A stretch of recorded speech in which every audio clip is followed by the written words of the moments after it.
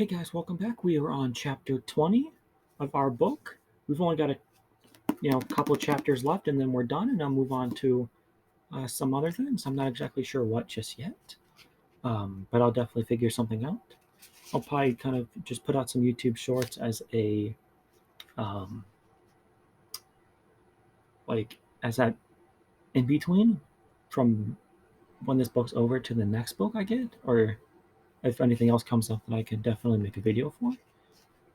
Which there'll be a lot of videos coming in about a couple of weeks. I'll have a lot more free time, a lot more peace and quiet. So I'll definitely have more content being pumped out in one day. So other than that, hope you guys enjoyed the last one in my tier list video, which I will have linked in the description box below. And the newest video, which was a little YouTube short, I'll try and link that as well. Besides that, let's get into chapter 20. The 70s. Under control? In the early 70s, the system seemed out of control. It could not hold the loyalty of the public. As early as 1970, according to the University of Michigan Survey Research Center, quote, trust in government was in low every section of the population, and there was a significant difference by class. Of professional people, 40% had, quote, low political trust in the government. Of unskilled blue-collar workers, 66% had, quote, low trust. Public opinion surveys in 1971, after 7 years of intervention in Vietnam, showed an unwillingness to come to the aid of other countries, assuming they were attacked by communist-backed forces, even for countries allied to the United States in the North Atlantic Treaty Organization, NATO, as we see right now with the Russia-Ukraine situation, or Mexico, right on our southern border. There was no majority opinion for intervening with American troops. As for Thailand, if it were under communist attack, only 12% of whites interrogated would send troops. 4% of non-whites would do so. In the summer of 1972, anti-war people in the Boston area were picketing Honeywell Corporation.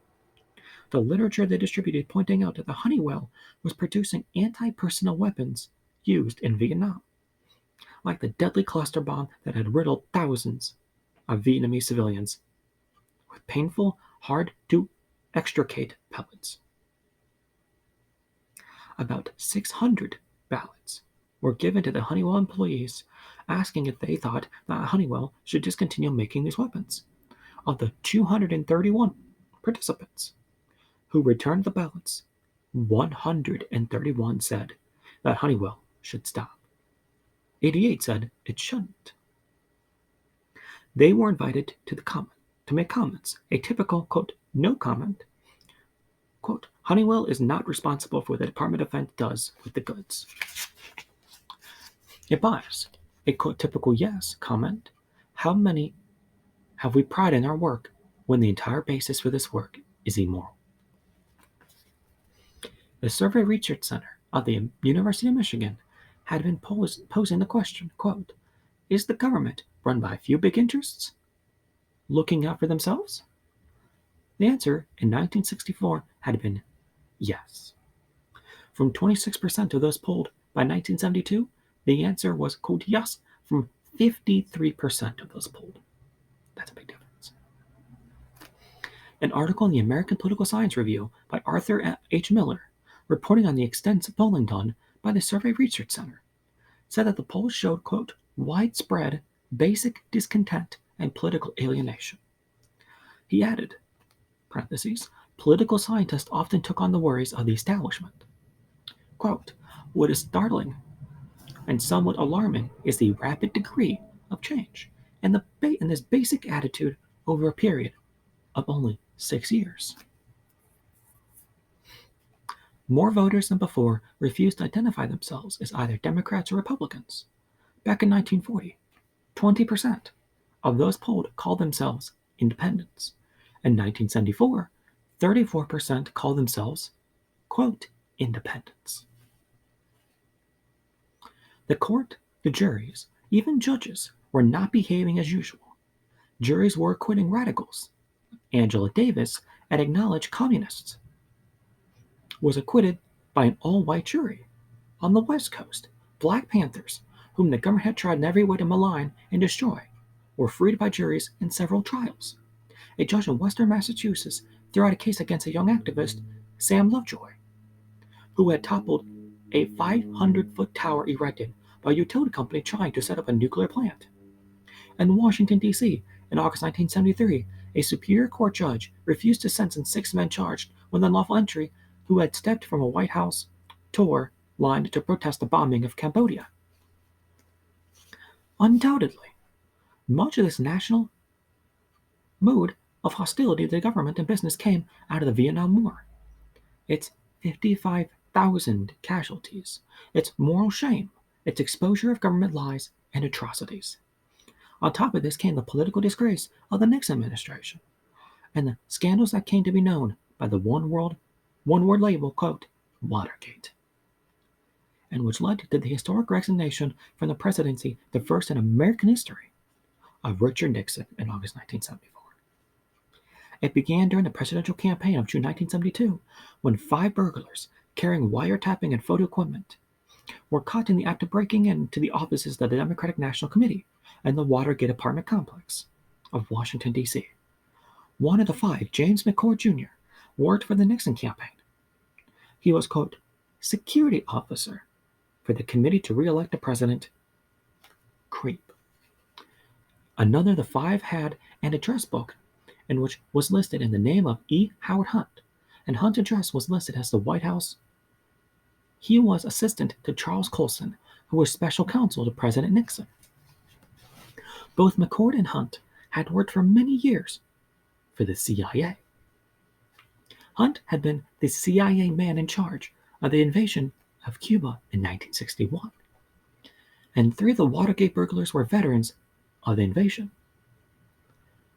McCord, as Creep security man, worked for the chief of Creep, John Mitchell, the Attorney General of the United States. Thus, due to an unforeseen arrest by police unaware of the high-level connections of the burglars, information was out to the public before anyone could stop it, linking the burglars to important officials in Nixon's campaign committee, to the CIA, and to Nixon's Attorney General. Mitchell denied any connection with the burglary, and Nixon, in the press conference 5 days after the event, said, quote, the White House has had no involvement whatever in this particular incident. What followed the next year, after a grand jury in September indicted the Watergate burglars, plus Howard Hunt and G. Gordon Lidley, was that one after another, lesser officials in the Nixon administration, fearing prosecution, began to talk. They gave information in judicial proceedings to a Senate investigation committee, to the press.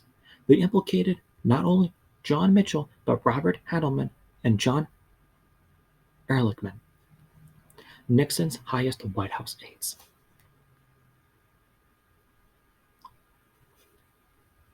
And finally, Richard Nixon himself.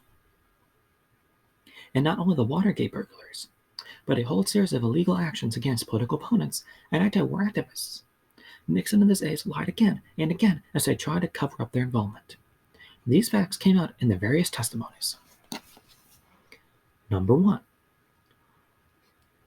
Attorney General John Mitchell controlled a secret fund of $350,000 to $700,000 to be used against the Democratic Party for forgetting letters, leaking false news to the press, and stealing campaign files. Number 2. Gulf Oil Corporation Ltd, International Telephone and Telegraph, American Airlines, and other huge American corporations had made illegal contributions, running the millions of dollars to the Nixon campaign.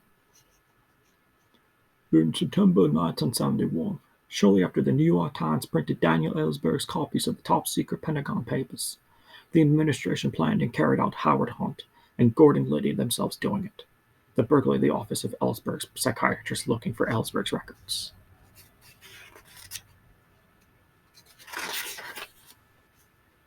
Number 4. There's a total of 12.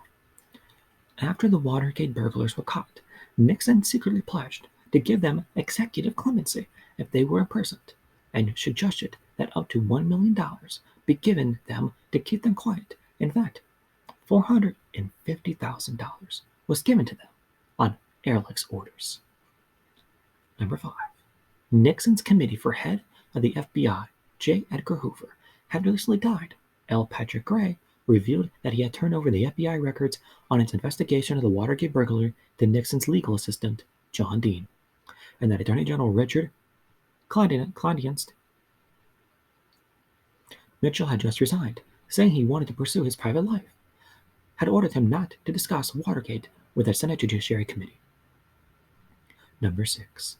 2 former members of Nixon's cabinet, John Mitchell and Maurice Stans, were charged with taking $250,000 from a financier named Robert Vesco in return for their help with a Securities and Exchange Commission investigation of Vesco's activities. Number 7. It turned out that certain material had disappeared from FBI files. Material from a series of illegal wiretaps ordered by Henry Kissinger, placed on the telephones of 4 journalists and 13 government officials, and was in the White House safe of Nixon's advisor, John Ehrlichman. It's always one full circle. One of the Watergate burglars, Bernard Barker, told the Senate committee that he had also been involved and he planned to physically attack Daniel Ellsberg, while Ellsberg spoke at an anti-war rally in Washington. Number 9. A deputy director of the CIA testified that Haldeman and Ehrlichman told it was Nixon's wish that the CIA tell the FBI not to pursue its investigation beyond the Watergate burglary. Number 10. Almost by accident. A witness told the Senate committee that President Nixon had tapes of all personal conversations and phone conversations at the White House. Nixon at first refused to turn over the tapes, and when he finally did, they had been tampered with. 18 and a half minutes of one tape had been erased, and today it's still gone. In the midst of all of this, Nixon's Vice President Spiro Agnew was indicted in Maryland for receiving bribes from Maryland contractors in return for political favors, and resigned from the vice presidency in October 1973. Nixon appointed Congressman Gerald Ford to take Agnew's place. And 2 more actually, I lied. Number 12. Over $10 million in government money had been used by Nixon on his private homes in San Clemente and Key Biscayne on grounds of, quote, security. And he had illegally taken, with the aid of a bit of forgery, a $576,000 tax deduction for some of his papers. If any of us use forgery on tax documents, we'd all be in jail. Number 13. It was disclosed that for over a year, in 1969 to 70, the U.S. had engaged in a secret, massive bombing of Cambodia, which it kept from the American public and even from Congress. Now, take a drink real quick. And fun fact.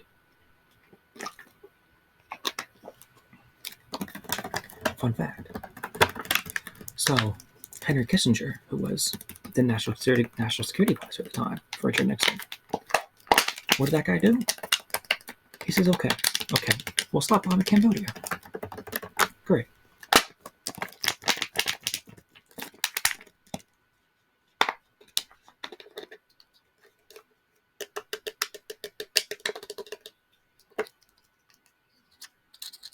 But here's the problem.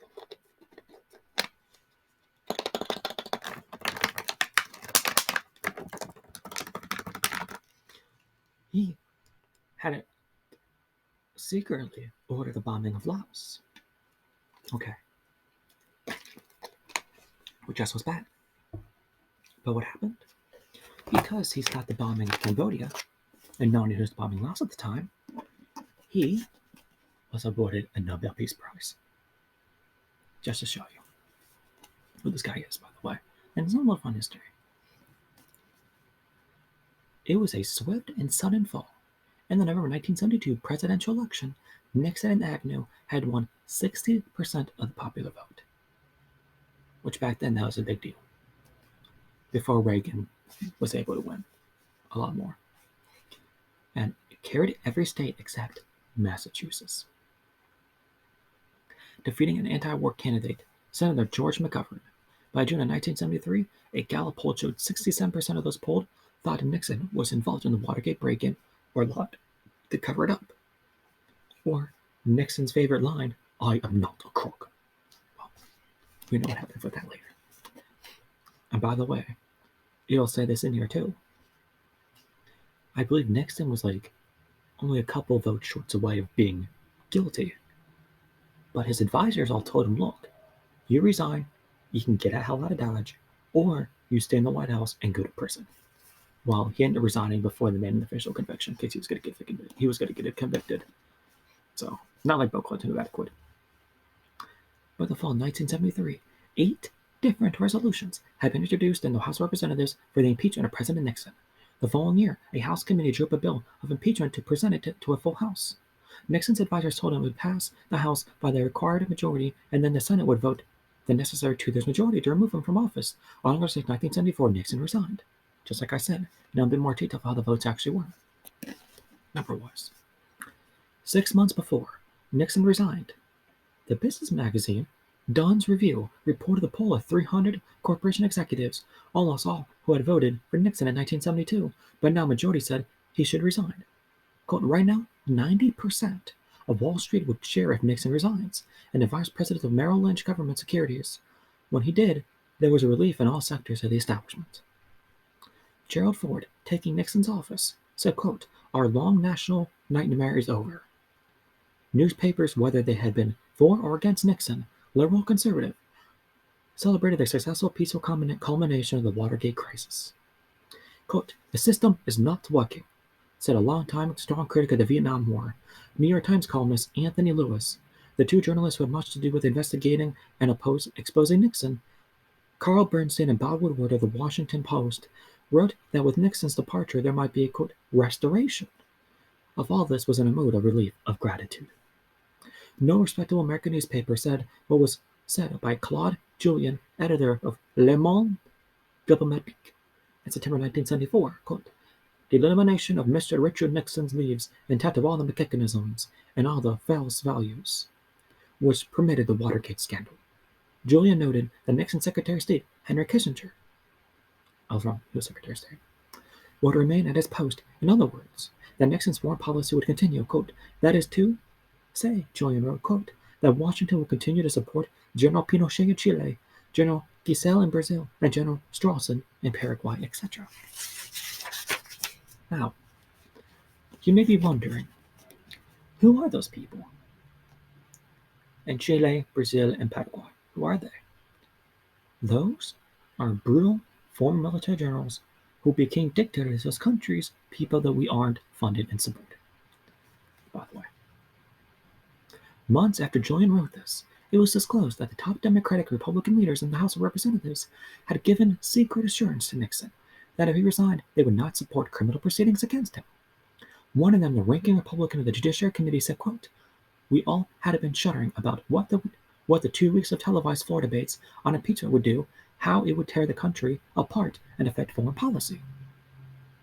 The New York Times articles that reported on Wall Street's hopes for Nixon's resignation quoted one Wall Street financier as saying that if Nixon resigned, quote, what we'll have is the same play with different players.